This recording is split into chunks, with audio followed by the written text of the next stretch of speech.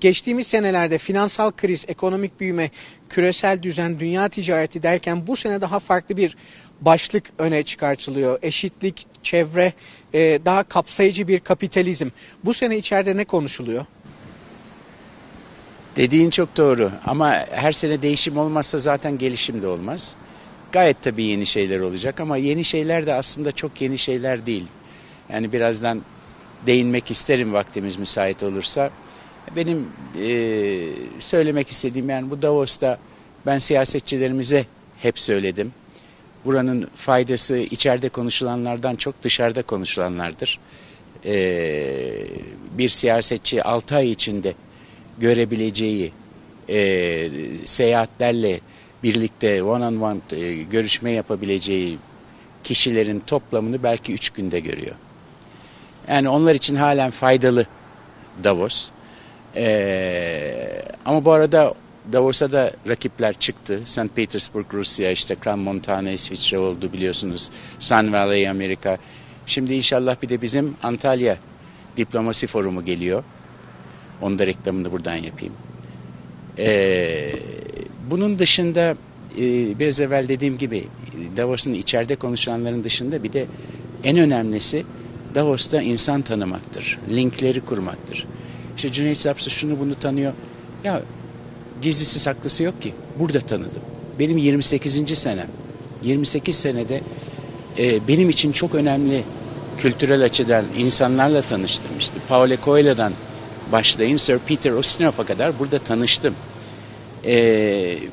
Belki 28 sene sonra yeter artık fazla tanımama da gerek yok diyorum ama halen enteresan insanlar oluyor.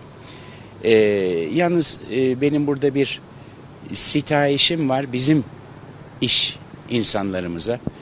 İş insanları diyorum, bilhassa iş adamı kelimesini çıkarmamız lazım hazlimizden. Çünkü şöyle bir etrafıma baktım. Gençlerden bilhassa. Sadece 4 iş hanımıyla karşılaştım. Erkeklerin herhalde çok fazla işi var. Herhalde onlar her şeyi biliyorlar. Hiç kimseyi tanımaya ihtiyaçları yok. Yeni fikirlere ihtiyaçları yok. Bence öyle değil. Bence hepimiz, yani ben bu yaşta hala heyecanla acaba yeni bir şey duyabilir miyim, benimseyebilir miyim, satabilir miyim diye geliyorum. Tavsiye ederim. İktisadi yeni akım diyorsunuz, işte gelir daha eşit dağılımı falan filan. Bunlar işte stakeholder capitalism. Aslında zaten duydunuz son birkaç gün herhalde herkes bunlardan bahsediyor. Ama bana göre yeni bir şey değil, çünkü insan ise bir patron zaten bunu yapar. Yapması gerekir. Burada moda oldu ya da mecbur tutuldu diye stakeholder capitalism Davos'ta söylendi diye yapmak bilemiyorum ne kadar geçerli bir şey. Bir çok sevdiğim, kardeşim gibi sevdiğim bir arkadaşından bahsetmeden edemeyeceğim. Bizim Amerika'da yaşayan Hamdi Ulukaya. Hamdi'yi bilirsiniz, Çobani Yoğurtları.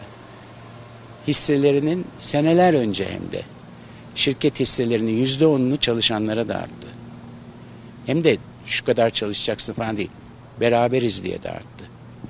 Akabinde bir de bütün mal varlığının %50'sini vakfetti. Ve bu arada Amerikalılara da ders verdi. Ve bu modanın aslında öncülerinden biri, moda diyorum şu andaki şeyde. Bunun dışında küresel ısınma tabii ki, hani bilmiyorum, hepimiz görüyoruz. Burada bile fazla kar yok. Burada bile diyorum. Grönland'da eğer buzul yerine yeşil görmeye başlamışsak bunun bir sebebi var. Bir kıta yanmaya başladıysa bunun bir sebebi var. Venedik'te her sene daha fazla su baskını oluyorsa bunun bir sebebi var. Bunları biliyoruz. Yani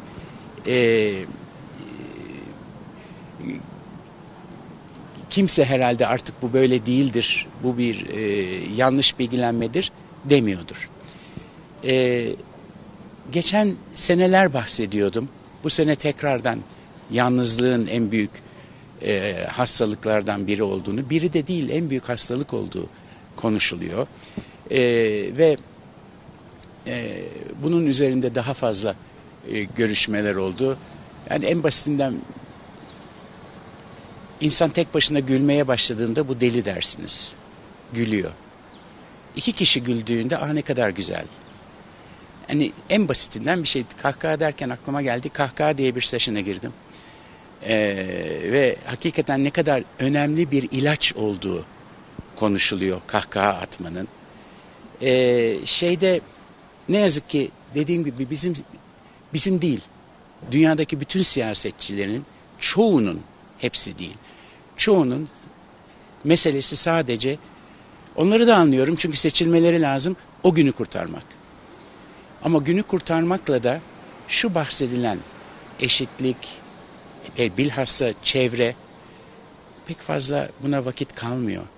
Çünkü çevre nasılsa bir dahaki seçimde kadar bir şey olmaz deniyor.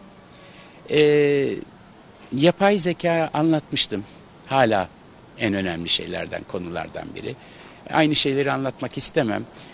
Ancak konuştuklarımızın son süratle ilerlediğini görüyoruz. Bir fark var. Fark şu.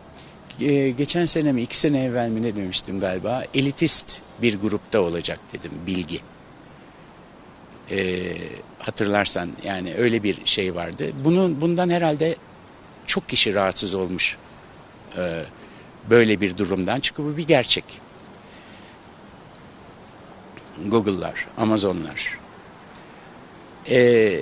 Netice çok değişik son 1 sene içinde. Son 1 sene evvel burada konuştuğumuzdan şu ana göre dünyada çok büyük olup bu datacılardan, bilgi toplayıcı şirketlerden şu anda hakiki bağımsız kalabilen yok.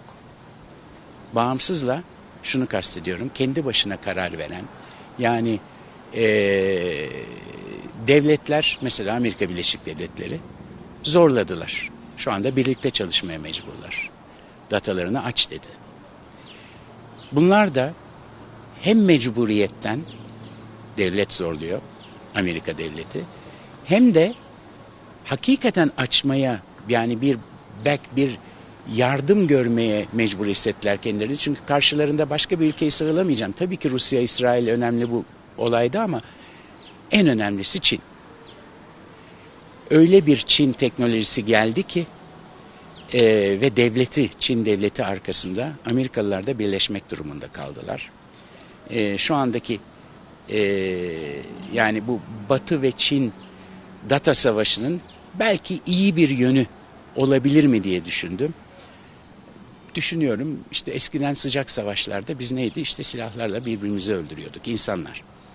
Sonradan bir atom bombası bir ülke attı biliyorsun. 2 tane birden attı ve kitleler imha oldu. Ondan sonra herkes korktu, kendileri de korktu, herkes de korktu. Çünkü bir atom savaşının kazanma imkanı yok. Hiçbir taraf kazanamaz. Sonra ne oldu yeni savaşlar? İşte kompütür savaşları oldu. Bir drone pilotu, öyle deniyor biliyorsun. İşte Teksas'ta neredeyse evinin yanında, Irak'ta bilmem ne köyünde 1 metre hatayla istediğini yapabiliyor. Peki şimdi ne olabilir? Bu IT'nin bu kadar gelişmesiyle data savaşları başladı çoktan. Bir ülkenin datasını ele geçirdikten sonra savaşın anlamı da yok, kalmadı. Belki iyi tarafı budur. Yani insan kanı akmaz, hiç olmazsa ne yapacaklarsa yaparlar. Şimdi biliyorsun proxy savaşları var. Konuşuldu mu bilmiyorum daha evvel ama proxy savaşları işte alın. Libya'da kim savaşıyor? Libya halkı savaşmıyor ki. Mısır'ı, Birleşik Amerika'yı, işte şusu, busu, Rusya'sı, Amerika'sı. Biz, Suriye aynı şekilde. Yani kendileri yerine başkalarını savaştırıyorlar. Ve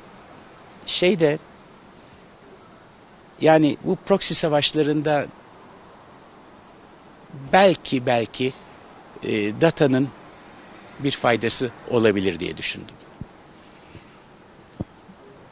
Bilgi hakikaten önemli. Teknoloji de hakikaten önemli. Bir de şunu da sormak istiyorum ben size. Siz buradaki teknolojiyi de çok yakından tanıyorsunuz. Boynunuzda da bir cihaz var. O nedir?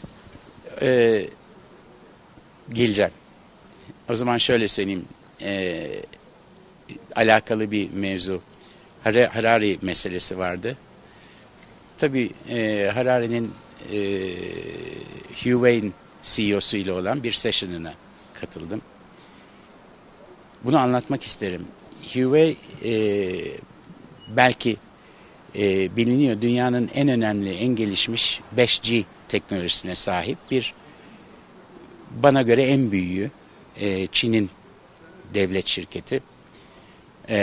Amerika mecburen kendisini korumak için bunu ambargolar koyuyor. İşte bir çok yüksek yöneticisini Kanada'da tutuklattı vesaire vesaire. Hatta Almanya'yı şu anda tehdit etti. Huawei kullanırsan bizle çalışamazsın diye.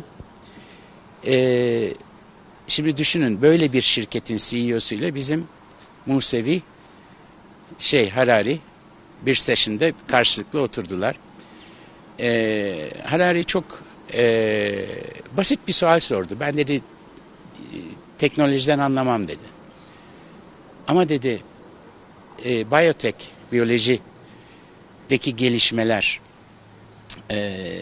çok çabuk artıyor. IT'de de, information teknolojide de gelişmeler artıyor. Yani şu telefonlar 4 ayda eskiyor. Yenisi geliyor. Bu ikisi ne zaman birlikte çalışmaya başlayacak? Ve çalışmaya başladığında bizim hayat tarzımızı, ateşimizi, heyecanımızı uzaktan kontrol etmeyecekler mi? Ve buna göre de alogramlerle, yani bir ne tarafa gideceğini bilecekler. Buna göre bizim ne yapmamız lazım geldiğini de bize öğretmeyecekler mi? Hatta kelimesini şunu sarf etti. Bizi bizden daha iyi tanımayacaklar mı? Başkaları.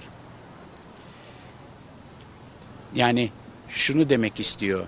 Hani bir ara diyorduk ya humanoid, yani yarı robot yarı insanlar çıkacak falan. Öyle bir şey demiyoruz artık. Deniyor ki normal bizleri robotlaştırıyorlar. Yani ayrıca robot yapmanın gereği yok. Huawei CEO'su, benim amiyane tabir olacak, kusura bakmayın, kıvırdı. İşte daha şimdilik böyle bir şey yok. Böyle bir durum yok. Fazla overreaction, fazla reaksiyon falan filan dedi. O iş o kadar kolay değil dedi, ama size son bir şey göstermek istiyorum. Şu benim cep telefonum. Şurada bir app var, görüyorsun değil mi? Hı hı. O app'e basıyorum. Bir şey gösterdi mi? Evet. Ne yapsınız? Şeker. Şeker. Şeker. Bunu artık 24 saat, 365 gün şeker, nabız, tansiyon, ateş, her bir şey bir prototip. Yakında her şeyi gösterecek. Ama enteresan bir şey daha var. Şu anda bunu yaptım ya. Bu benim ofisimde bir arkadaşım laptopta bunu görüyor. Dünyanın neresinde olursa olsun. Yani siz karar verin. Hangisi gelmiş mi? Bu biyotek değil de nedir bu? Bu biyotek. Yani şekeri, benim burada bir çip var. Deride. Bu başladı bile. Şunu, çok prototip, önümüzdeki sene inşallah olur. Şöyle bir göstereyim, bu kadar. O zaman anlatırım.